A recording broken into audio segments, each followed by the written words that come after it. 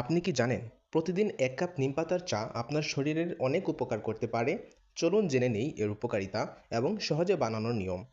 Number 1, রক্ত পরিষ্কার করে। নিমপাতার চা শরীরের ভেতরে টক্সিন দূর করে, ফলে আপনার রক্ত পরিষ্কার হয় এবং শরীর থাকে সতেজ।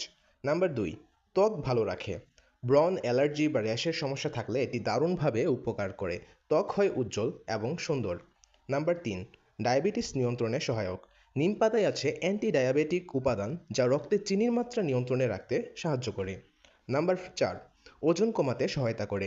এটি আপনার মেটাবলিজম বাড়িয়ে অতিরিক্ত ফ্যাট বার্ন করতে সাহায্য করে। নাম্বার 5, রোগ প্রতিরোধ ক্ষমতা বাড়ায়।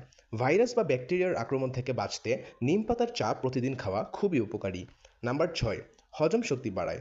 গ্যাস্ট্রিক, বদহজম বা কোষ্ঠকাঠিন্য থাকলে নিম পাতার চা বেশ ভালো কাজ করে। এখন আমরা জানব এই নিম পাতার চা কিভাবে আপনি বানাবেন।